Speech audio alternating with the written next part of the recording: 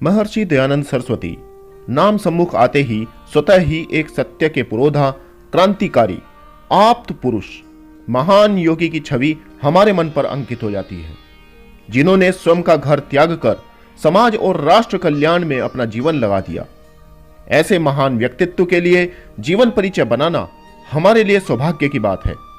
उनका जीवन भारत को स्वतंत्र कराने के लिए समर्पित रहा और उन्होंने देश को एकता के सूत्र में पिरोने का असाध्य कार्य किया।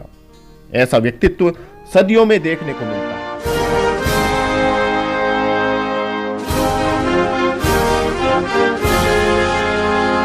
दयानंद सरस्वती का जन्म 1824 ईस्वी में गुजरात के टंकारा परगने के शिवपुर ग्राम में एक धनी रूढ़िवादी परिवार में हुआ था।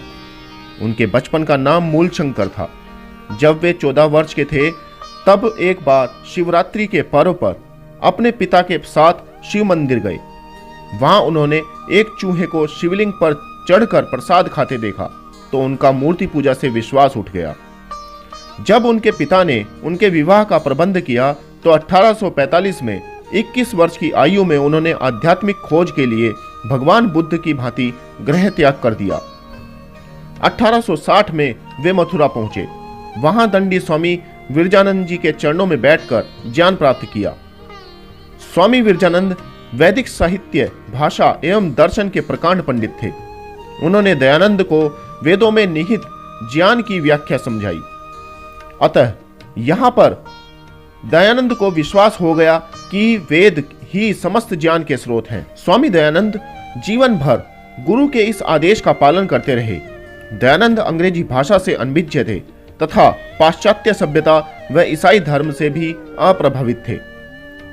उनका उद्देश्य हिंदू धर्म की श्रेष्ठता स्थापित करना था तथा हिंदू धर्म की बुराइयों को निकालना था। वे अपने धर्म प्रचार के कार्यों में संस्कृत भाषा का प्रयोग करते थे, किंतु केशव चंद्र सेन के परामर्श से उन्होंने हिंदी भाषा के माध्यम से जनसाधारण को अपना संदेश दिया। उन्होंने 1863 में आगरा से अपने धर्म प्रचार का कार्य आरंभ किया।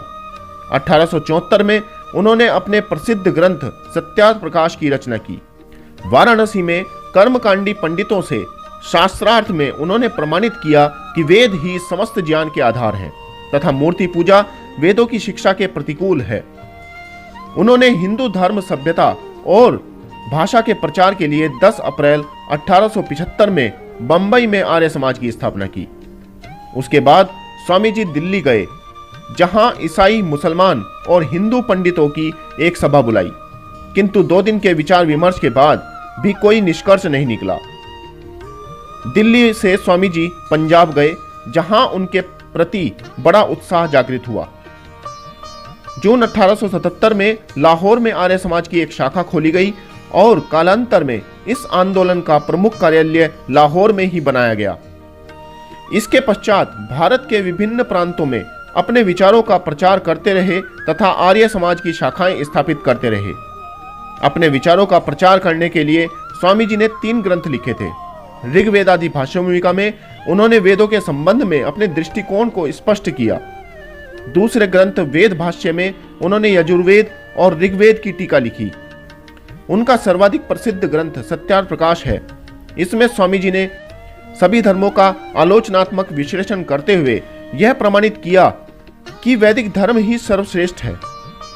उन्होंने इस ग्रंथ में पौराणिक हिंदू धर्म की कुरीतियों का खंडन जिस निर्भयता से किया है, उसी ढंग से इस्लाम तथा ईसाइयत के ढोंग, आडंबर तथा अंधविश्वासों की भी तीव्र आलोचना की है। इससे हिंदू जनता को यह जानकर संतोष हुआ कि पौराणिकता के मामले में ईसाइयत और इस्लाम भी हिंदुत्व से अच्छे नहीं हैं। दूसरा यह कि हिंदुओं का ध्यान अपने धर्म के मूल रूप की ओर आकृष्ट हुआ और वे अपनी प्राचीन परंपरा के लिए गौरव का अनुभव करने लगे। ईसाइयत की श्रेष्ठता की भावना जो बल पकड़ रही थी, स्वामी जी ने उस पर रोक लगा दी। स्वामी जी ने सत्यार्थ प्रकाश में अवतारवाद, तीर्थ यात्रा, व्रत अनुष्ठान आदि पौराणिक बातों का बड़े ही युक्ति ढंग से खंडन किया। उन्होंने प्रतिदिन वेद में निर्दिष्ट यज्ञ तथा संध्या करना प्रत्येक आर्य के लिए आवश्यक बताया। स्वामी जी ने छुआछूत के विचारों को अवैधिक बताया और उनके समाज में सहस्रों अंत्यजों को यज्ञोपवीत देकर उन्हें हिंदुत्व के भीतर आदुर का स्थान दिया। स्वामी जी ने बाल विवाह, बहु विवाह तथा पर्दा प्रथा का खंडन किया। उन्होंने स्त्री शिक्षा पर जोर दिया तथा अंतरजातीय विवाह का समर्थन किया। स्वामी दयानंद के अंतिम दिन राजस्थान में व्यतीत हुए, जहां अनेक राजा तथा जागीरदार उनके शिष्य बने। उदयपुर के महाराणा सज्जन सिंह ने उनसे मनुस्मृति, राजनीति तथा राजधर्म की शिक्षा ग्रहण की। 1881 में उदयपुर के ही एक जागीरदार बनेड़ा के राजा गोविंद सिंह का निमंत्रण प्राप्त कर ये बनेड़ा गए। बनेड़ा में स्वामी 16 दिन रहे और इस दौरान स्वामी जी ने राजा गोविंद सिंह के दोनों पुत्रों अक्षय सिंह और राम सिंह को सस्वर वेद पाठ करना सिखाया। स्वामी जी ने दोनों राजकुमारों को वर्णोच्चारण शिक्षा नामक पुस्तक उपहार में दी। 1883 में स्वामी दयानंद सरस्वती जोधपुर के महाराज के यहाँ गए। राजा यशवंत सिंह ने उनका बहुत आदर सत्कार किया, उनके कई व्याख्यान सुने।